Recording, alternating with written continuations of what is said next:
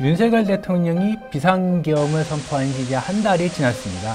우리 사회의 모든 이슈는 이제 이 계엄이 빨아들이고 있죠. 그리고 그 후폭풍이 지금 용산 대통령실과 한남동 관저를 향해 몰아닥치고 있죠. 계엄 사태와 관련해서 이런저런 이야기들이 굉장히 많습니다. 그것을 한 줄로 줄이자면은 배고프다고 쥐약 먹었다 라고 표현할 수가 있을 것 같아요.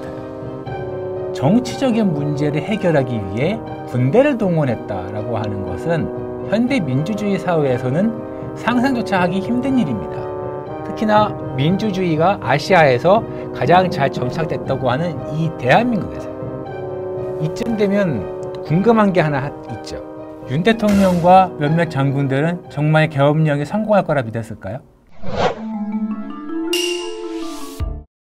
이번에 계엄령을 밀어붙였던 김영현 전 국방부 장관과 몇몇 장군들 같은 경우에는 자신들의 무지와 꼰대의식을 탓해야 될 겁니다. 상황이 참 많이 변했다는 것을 제대로 파악하지 못했던 거예요. 내가 지시하면 다 될 거야 라고 하는 이 사고방식, 그거는 2차 세계대전 당시 옛날 일본군이나 아니면은 군사정권 때나 가능했던 거예요. 처음에는 제가 본 영상이 딥페이크인 줄 알았고요. 그 다음에 든 생각은 빨리 가야겠다. 그래서 서둘러 국방부로 갔어요. 국방부 주요 당국자들이 다 이제 서울 용산에 있는 국방부 청사 다들 급하게 모여들기 시작을 했습니다. 상황이 어떻게 된 건지 물어보려고 해도 자기들도 모른다라고만 하면서 급하게 뛰어들어갔고요. 국방부 기자실도 한때 봉쇄됐었습니다. 민간이 출입하면 안 된다라는 이유였던 것으로 제가 알고 있어요. 저 같은 경우에는 이제 국방부 밖에서 한번 막혔고 국방부 1층 입구에서 또 한번 막혔었거든요. 난 여기 출입하는 기자다. 들어갈 수 있게 출입증도 있는데 왜 못 가게 막느냐 하면서 하고 들여보내 달라 계속 실랑이를 하다가 보니까 앞에 있던 이제 병사들이 우리도 위에 지침받아서 그렇게 하는 거니까 이해해달라고 하니까 해서, 그래서 저는 그 추운 겨울에 그 청사 밖에서 노트북을 펴들고 테더링을 하고 기사를 쓰고 회사에 보고를 했죠. 지금 상황을 이렇게 보고를 했죠. 막 하다 보니까 다시 들어와도 좋다 해가지고 들어갔어요.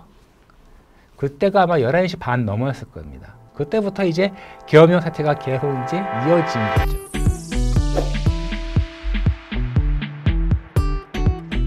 (6월) 항쟁 이후 대한민국은 꾸준히 민주주의를 발전시켜 왔습니다. 이것은 군대도 마찬가지예요. 물론 민간 사회의 속도보다는 느리지만 차근차근 민주적인 요소를 계속 들여왔죠. 왜냐? 그럴 수밖에 없어요.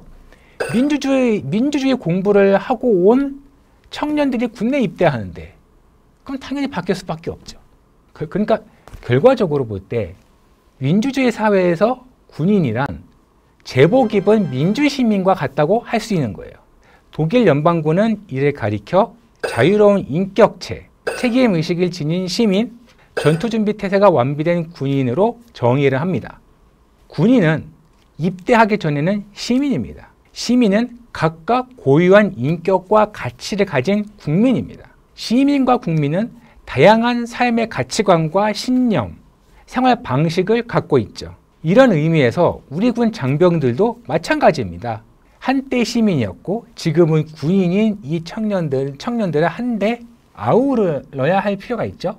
그러려면 무엇이냐? 합법적인 것, 즉 법률에 근거해서 일을 진행하고, 그리고 장병들 모두가 인정할 만한 보편 타당성을 갖춰야 됩니다. 이 두 가지가 갖춰진다면 놀라운 효과를 거둘 수가 있습니다. 우리 청년들이 최선봉에 서서 싸웠던 제1, 제2 연평해전을 보세요.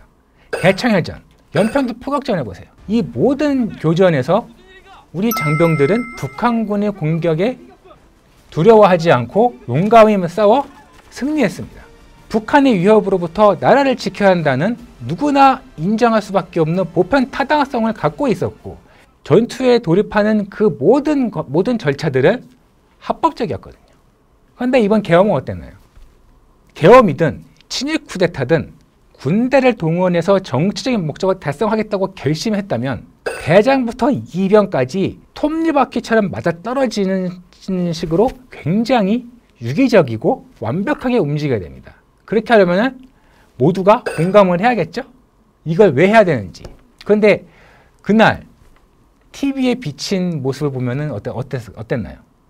전혀 아니었죠. 이것은 계엄을 주도한 장군들이 장병들을 그냥 까려면 깐다라는 식으로밖에 생각하지 않았다는 것으로 해석할 수 있습니다. 내가 명령만 내리면 모두가 따를 것이다. 그게 어떤 명령이든. 명령은 무조건 수행해야 한다라는 인식을 갖고 행동했던 군대의 결과가 나치 독일군과 옛 일본군이에요. 명령이니까 유대인을 죽이고, 명령이니까 연합군 포로들 끌고 가서 강제노동시키고, 이건 다 전면 범죄 행위잖아요. 명령이니까 다 한 거예요. 명령이니까. 명령이 내렸는데 왜 안 따랐냐 하는 식으로 얘기를 한다고 하면은 그것은 명령의 의미를 모르는 거예요. 합법적이고 정당해야 되며 보편적으로 따르는 명령이 있어야 돼요. 위급한 상황이라 해도 현장 판단에 따라서, 그리고 이게 정당하냐 정당하지 않느냐에 따라서 거부할 수가 있어야 돼요. 근데 사실 그렇게 순간적으로 판단 내기가 쉽지가 않아요. 그렇기 때문에 한국군은 앞으로 그러한 교육을 시켜야 되는 거예요. 내가 받은 명령이 합법적인지 아닌지를 바로 판단할 수가 있어야 돼요. 만약에 합법적이지 않다라고 하면 어떻게 해야 되는지도 배워야 돼요.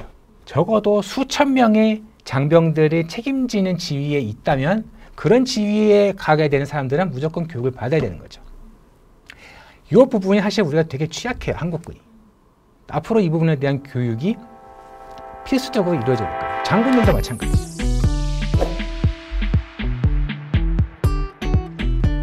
군대는 사회의 일부입니다. 그러니까 사회가 변하면 군대도 변할 수밖에 없어요. 근데 두 가지가 있어요. 사회의 변화에 군대가 따라가느냐, 아니면 안 따라가느냐. 따라간다면은 천천히 변하는 거예요. 근데 그렇게 되면 뭐냐? 그 사회에서 군대가 미치는 영향력이 감소하기 시작해요.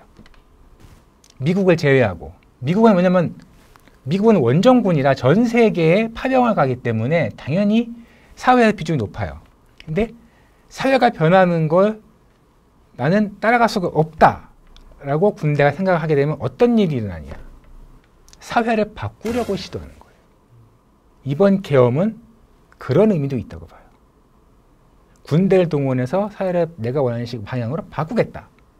이 비상경 사태를 얘기할 때 이것을 계엄이라고 하기보다는 기존의 권력이 더 큰 권력을 차지하기 위해서 군대를 앞세우는 친위 쿠데타라고 이야기하기도 합니다. 대통령이 입법, 사법, 행정을 모두 장악할 거예요. 거의 이렇게 되면 어떻게 되냐. 거의 대통령이 아니라 총통이라고 불러도 될 정도의 권한을 가질 수밖에 없게 되는 거예요. 나치 독일의 히틀러 총통이 어땠나요? 입법국, 구수권법이라는 걸 이용해서 사실상 입법부를 무력화시켰고, 사법부는 말 그대로 나치 독일에 따라가 버렸고요. 그러면은 다 모든 걸 장악했잖아요. 아마 그와 비슷한 상황이 됐을 거예요.